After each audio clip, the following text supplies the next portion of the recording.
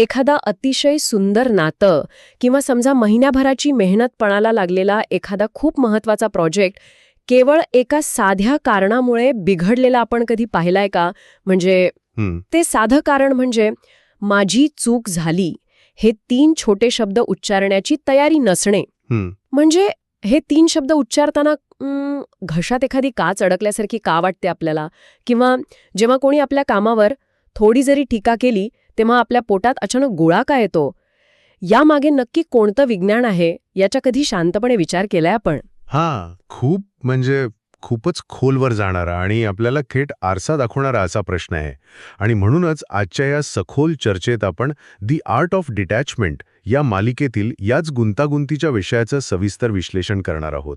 नक्कीच. आपल्या वाचनात आलेल्या अनेक स्रोतांमधून, संशोधनातून आणि मानवी वर्तनाच्या अभ्यासातून एकच गोष्ट वारंवार केंद्रस्थानी येते, आणि ती म्हणजे आपला अहंकार, किंवा ज्याला आपण इगो म्हणतो. हा विषय समजून घेणं केवळ माहिती मिळवण्यासाठी नाहीये, तर स्वतःच्याच मेंदूवर नियंत्रण मिळवण्यासाठी हे अत्यंत गरजेचं आहे. बरं, मला नेहमी एक प्रश्न पडतो की हा अहंकार म्हणजे हा इगो नक्की आहे तरी काय? म्हणजे वरवर पाहता तो आपल्याला सुरक्षित ठेवतो असं वाटतं, जणू काही एखादा जड लोखंडी चिलखत. अगदी बरोबर. आपण जणू युद्धभूमीवर असल्यासारखे ते चिलखत सतत अंगावर चढवतो. बाह्य जगाच्या आघातांपासून, लोकांच्या टीकेपासून स्वतःला वाचवण्यासाठी ते आवश्यक वाटतं. पण गंमत म्हणजे या चिलखताच्या ओझ्याखाली स्वतःलाच श्वास घेता येत नाही, मोकळेपणाने हालचाल करता येत नाही. हे चिलखताचं रूपक या संपूर्ण प्रक्रियेचं अगदी अचूक वर्णन करतंय. कारण कसं आहे, चिलखत हे संरक्षणासाठी असतं, पण अहंकार जे संरक्षण देतो ते एका खोट्या ओळखीचं, म्हणजे फॉल्स आयडेंटिटीचं असतं. फॉल्स आयडेंटिटी म्हणजे थोडं स्पष्ट करून सांगाल? हो ना. म्हणजे मी नेहमी बरोबरच आहे किंवा मला सगळं माहीत आहे असा एक अट्टहास त्यातून तयार होतो. आणि जेव्हा एखादी व्यक्ती या मानसिक चिलखताच्या आत स्वतःला खूप सुरक्षित समजते, तेव्हा तिथेच शिकण्याची किंवा स्वतःत सुधारणा करण्याची प्रक्रिया पूर्णपणे थांबते. नवीन ज्ञानाला, वेगळ्या दृष्टिकोनाला आत येण्यासाठी कोणतीही फॉट शिल्लक राहत नाही. अच्छा, पण एक मिनिट, इथे मला एक वेगळा विचार मांडावासा वाटतो. जर हे चिलखत इतकं त्रासदायक आहे तर आपण ते सतत का घालून फिरतो? म्हणजे बघा, ऑफिसमध्ये एखादा ग्रुप प्रोजेक्ट चालू असताना अशा घटना रोज घडतात. हो, अगदी रोजच्याच आहेत. कोणीतरी एक कल्पना मांडते, दुसरी व्यक्ती त्यात काही त्रुटी दाखवते आणि मग तिथे अचानक महायुद्ध सुरू होतं. तिथे तो अहंकार नेमका कसा काय काम करतो? तिथेच तर आपल्या मेंदूची खरी गोची होते. जेव्हा एखादी व्यक्ती एखादी कल्पना मांडते आणि तिला विरोध होतो, तेव्हा अहंकाराच्या प्रभावाखाली असलेली ती व्यक्ती त्या कल्पनेला, म्हणजेच त्या आयडियाला स्वतःपासून वेगळं करू शकत नाही. म्हणजे ती कल्पनाच तिची ओळख बनते. अगदी तेच. कल्पनेवर झालेली टीका हा कल्पनेवरचा हल्ला न वाटता थेट स्वतःच्या अस्तित्वावर झालेला हल्ला वाटू लागतो. तिथेच मग टीमवर्क संपतं आणि वैयक्तिक लढाया, म्हणजे इगो क्लॅशेस सुरू होतात.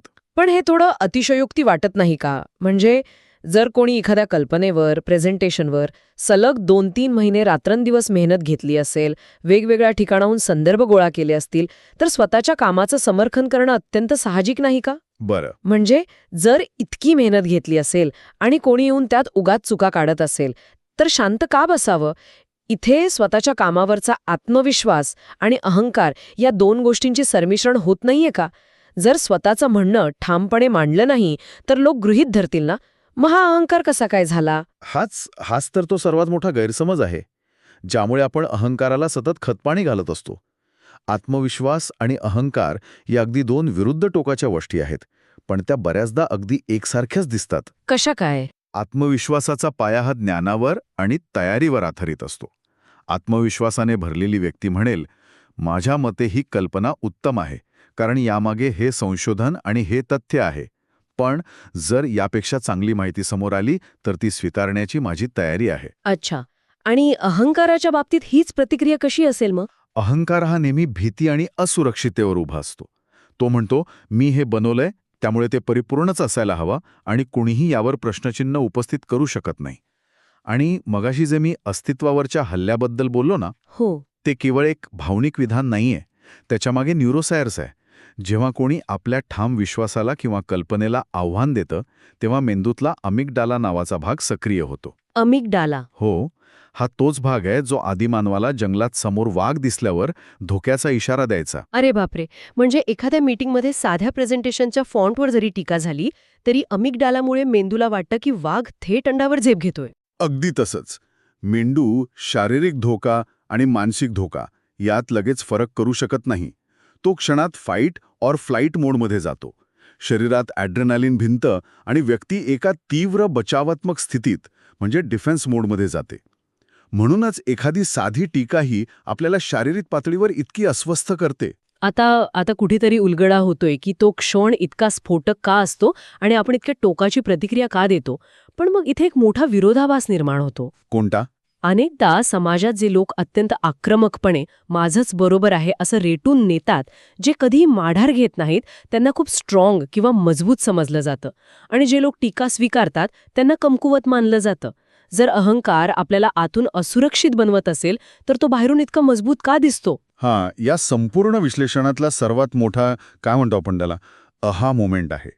इथेच आपल्याला अहंकार आणि स्वाभिमान म्हणजे सेल्फ रिस्पेक्ट यातील अतिशय सूक्ष्म पण जीवघेणा फरक समजून घ्यावा लागेल. अहंकार हा मजबूत असण्याचा केवळ एक वरवरचा आभास निर्माण करतो. तो ओरडून सांगतो की मीच बरोबर आहे आणि बाकीचे सगळे चुकीचे आहेत. पण स्वाभिमान अतिशय शांत असतो. तो सांगतो मी स्वतःचा आदर करतो, माझ्या मूल्यांवर माझा विश्वास आहे आणि त्यामुळे मला सतत इतरांसमोर स्वतःला सिद्ध करण्याची कोणतीही गरज नाही. खरंय, हे ऐकताना मला एका रूपकाची आठवण येतेय. म्हणजे स्वाभिमान हा एखाद्या महाकाय झाडाच्या जमिनीत खोलवर रुजलेल्या मजबूत मुळांसारखा असतो, नाही का? अगदी बरोबर. म्हणजे कितीही मोठं वादळ आलं तरी ती मुळं झाडाला उखडू देत नाहीत. ते त्याला खंबीरपणे उभं ठेवतात. पण अहंकार हा त्याच झाडाच्या एखाद्या जुन्या, कडक आणि ताठर फांदीसारखा असतो. क्या बात आहे. हे अतिशय अचूक उदाहरण आहे.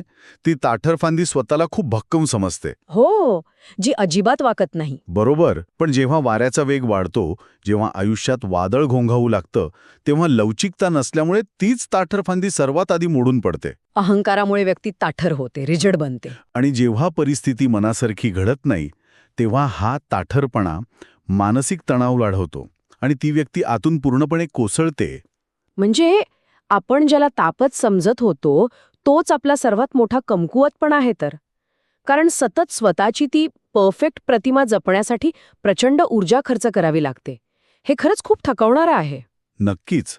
तो एक सतत चालणारा संघर्ष असतो ज्यातून काही निष्पन्न होत नाही. ठीक आहे, मला आता ही समस्या आणि तिचे मूळ समजलं. आपलाच मेंदू आपल्याला फसवतोय, समोर वाघ असल्याचा भास निर्माण करून देतोय. पण जर ही सिस्टम नैसर्गिकरित्या आतूनच डिझाईन केलेली असेल तर ती ऑफ कशी करायची? हा महत्वाचा भाग आहे. या मोडकळीस आलेल्या ताठफांदीकडून त्या मजबूत मुळांकडे कसा प्रवास करता येईल? केवळ हे ज्ञान असून उपयोग नाही आहे, तर प्रत्यक्ष आयुष्यात कृती काय असावी? या प्रवासाची सुरुवात एका अत्यंत महत्वाच्या आणि मूलभूत वैचारिक बदलापासून होते, ज्याला आपण माइंडसेट शिफ्ट म्हणतो. ही बदलाची सगळ्यात पहिली आणि मोठी पायरी आहे. मला सगळं माहीत आहे या बंदिस्त मानसिकतेतून बाहेर पडून मी अजूनही शिकतोय या भूमिकेत जाणं. एक मिनिट, मी अजून शिकतोय? हा एक साधा विचार इतका प्रभावी कसा काय ठरू शकतो? कारण तो विचार मनामध्ये प्रचंड खुलेपणा किंवा ओपन माइंडेडनेस घेऊन येतो. विचार करा, जेव्हा आपण विद्यार्थी दशेत असतो तेव्हा आपल्याकडून चुका होणार हे आपण आधीच गृहीत धरलेलं असतं. हां, खरंय. त्यामुळे कोणी चूक दाखवली तर आपला तो अमिगडाला लगेच धोक्याचा इशारा देत नाही. या वैचारिक बदलासोबतच स्रोतांमध्ये 3 सोप्या पद्धती किंवा तंत्रे सांगितली आहेत. पहिली पद्धत, अधिक ऐकणे. म्हणजेच समोरच्या व्यक्तीचे बोलणे पूर्णपणे ऐकून घेणे आणि त्यांना मध्येच अजिबात न तोडणे. थांबा, मला या पहिल्याच पद्धतीवर गंभीर आक्षेप घ्यायचाय. सांगा ना, काय अडचण वाटते यात? हे वाचायला किंवा सल्ल्याच्या स्वरूपात ऐकायला खूप छान आणि आदर्श वाटतं, पण प्रत्यक्ष जगात असं कधी घडतं का? समजा एखादा खूप मोठा वाद सुरू आहे, समोरची व्यक्ती काहीतरी असं बोलत आहे ज्याच्याशी आपण 100% असहमत आहोत. अशा वेळी जेव्हा अंगात रागामुळे ॲड्रिनालिन सळसळत असतं, तेव्हा समोरच्याला मध्येच न तोडता केवळ शांतपणे ऐकून घेणं ही अशक्यप्राय गोष्ट नाही का? भावनांचा असा उद्रेक होत असताना हा संयम कसा काय येऊ शकतो? हे थोडं अमानवीय वाटतंय मला. हां, आक्षेप अगदी रास्त आहे आणि हे अत्यंत कठीण आहे, यात काही शंकाच नाही. म्हणूनच मी सुरुवातीला तो वैचारिक बदल, माइंडसेट शिफ्ट सर्वात महत्वाचा आहे असं म्हटलं. अच्छा. जेव्हा आपण आधीच ठरवलेलं असतं की मी येथे केवळ शिकण्यासाठी आहे, तेव्हा समोरच्या व्यक्तीचे शब्द हा आपल्या अस्तित्वावरचा हल्ला वाटत नाही. ती फक्त एक माहिती, एक डेटा वाटू लागते. म्हणजे समोरचा माणूस काय बोलतो यावर वैयक्तिक प्रतिक्रिया न देता त्याचा दृष्टिकोन काय आहे हे केवळ त्रयस्थपणे पाहणे, असं म्हणायचंय का? अगदी बरोबर. जेव्हा आपण शिकण्याच्या भूमिकेतून संवादाकडे पाहतो, तेव्हा मेंदूला आपोआप संदेश जातो की इथे कोणताही वाघ नाहीये, इथे फक्त एक वेगळा दृष्टिकोन आहे. त्यामुळे स्वतःचा बचाव करण्याची किंवा समोरच्याला लगेच उलट उत्तर देण्याची जी घाई असते ना, ती कमी होते. ओके. आता यामागचं तर्कशास्त्र पटतंय मला. म्हणजे हा माइंडसेट शिफ्ट एक प्रकारचा कॉग्निटिव्ह ब्रेक लावतो, जो त्या आदिम मेंदूला शांत करतो. आणि दुसरी पद्धत काय आहे? दुसरी पद्धत आहे चुका स्वीकारणे. जर काही चूक झाली असेल तर कोणताही बचाव न करता, सबी न सांगता, हो माझी चूक आहे असे स्पष्टपणे मान्य करणे. जे पुन्हा एकदा त्याच पहिल्या गोष्टीवर अवलंबून आहे. जर एखाद्याने स्वतःला कायम विद्यार्थी मानलं तर विद्यार्थ्याकडून चुका होणारच. त्यामुळे ती चूक मान्य करताना अस्तित्वाला किंवा ओळखीला कोणताही तडा जात नाही. एक्झॅक्टली. तुम्ही बरोबर धागा पकडलात. आणि तिसरी पद्धत आहे जिज्ञासू राहणे किंवा क्युरिओसिटी. प्रत्येक संवादातून, अगदी कठीण प्रसंगातूनही नवीन काहीतरी शोधण्याची वृत्ती. जिज्ञासा ही अहंकाराची सर्वात मोठी शत्रू आहे. कारण अहंकार नेहमी सांगतो की माझा शोध संपला आहे, मला आता सगळं माहीत आहे. तर जिज्ञासा सतत सांगत असते की अजून कितीतरी गोष्टी शोधायच्या आणि शिकायच्या बाकी आहेत. हे सगळं खूप अर्थपूर्ण आणि प्रेरणादायी वाटतंय. पण मला एक अशी गोष्ट हवी आहे जी प्रत्यक्ष आत्ता या क्षणी वापरून पाहता येईल. एखादा असा हॅक किंवा चीट कोड ज्यामुळे आपण आपल्याच मेंदूच्या या ऑटोमॅटिक सिस्टमवर ताबा मिळवू शकू. एखादा दैनंदिन सराव आहे का यात? हो, एक अतिशय प्रभावी आणि सोपा सराव या स्रोतांमध्ये सुचवला आहे आणि तो आजपासूनच किंबहुना आत्तापासूनच सुरू करता येतो. अरे वा, काय आहे तो? जेव्हा कधीही एखादी व्यक्ती आपल्या मताशी असहमत असेल, मग तो ऑफिसमधला सहकारी असो किंवा घरातील कोणीही, तेव्हा आपली पहिली नैसर्गिक प्रतिक्रिया बचाव करण्याची म्हणजे डिफेंड करण्याची असेल. हो, साहजिकच आहे. पण तिथेच एक कृती करायची आहे. एक छोटासा पॉज घ्यायचा, फक्त 1 सेकंड थांबायचं. फक्त 1 सेकंड? त्याने काय होणार? तो 1 सेकंड अत्यंत क्रिटिकल असतो. उद्दीपक म्हणजे स्टिम्युलस आणि आपली प्रतिक्रिया यांच्यामध्ये जो अत्यंत सूक्ष्म वेळ असतो ना, तिथेच आपलं खरं स्वातंत्र्य दडलेलं असतं. अहंकाराला वाटतं की हा पॉज म्हणजे आपली हार आहे, म्हणून तो लगेच उत्तर देण्याची धडपड करतो.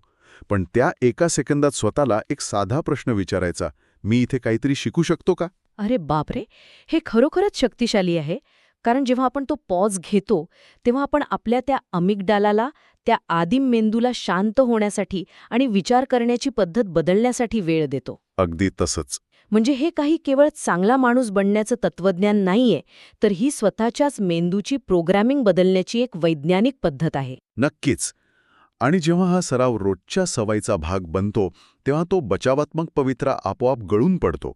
या संपूर्ण सविस्तर विश्लेषणाचा जर अर्क काढायचा झाला तर तो असा आहे की खऱ्या अर्थाने ताकदवान असणे म्हणजे माझंच कसं बरोबर आहे हे सिद्ध करण्यात अजिबात नाही, तर खरी ताकद मी काहीही नवीन शिकायला कायम तयार आहे या लवचिकतेत आहे.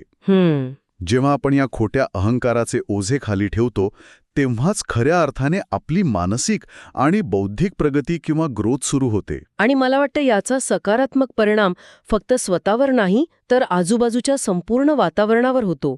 विचार करा, जर एखाद्या टीममध्ये सगळेच लोक अहंकार बाजूला ठेवून एकत्र आले तर तिथे एकमेकांच्या चुका काढण्याऐवजी एकमेकांना समजून घेण्यावर भर दिला जाईल. त्यामुळे कामाच्या ठिकाणचा ताण किती कमी होईल. होय. नातेसंबंधांमध्ये पारदर्शकता येईल. आणि सगळ्यात महत्त्वाचं म्हणजे माणसाला सतत स्वतःचा बचाव करण्याच्या, स्वतःला सिद्ध करण्याच्या त्या थकवणाऱ्या प्रक्रियेतून कायमची मुक्ती मिळेल. ती मुक्ती म्हणजे एक प्रचंड मोठी मानसिक शांतता असते. थोडक्यात सांगायचं तर ते जड लोखंडी चिलखत अंगावरून कायमचं काढून टाकणं. सुरुवातीला ते काढताना कदाचित थोडं असुरक्षित वाटेल, कारण वर्षानुवर्षे आपल्याला त्या वजनाची सवय झालेली असते. पण एकदा का ते चिलखत खाली ठेवलं की पहिल्यांदाच खऱ्या अर्थाने मोकळेपणाने श्वास घेता येतो. आणि तो मोकळेपणाच आपल्याला खऱ्या अर्थाने जगाशी जोडतो आणि मजबूत बनवतो. आपण आता या सखोल चर्चेच्या अगदी शेवटी आलो आहोत.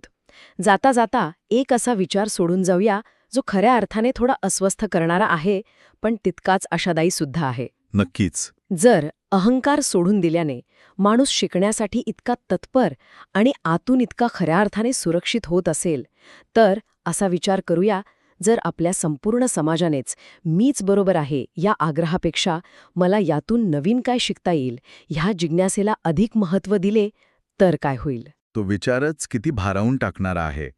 खऱ्या अर्थाने ती एका प्रगल्भ समाजाची सुरुवात असेल. नक्कीच.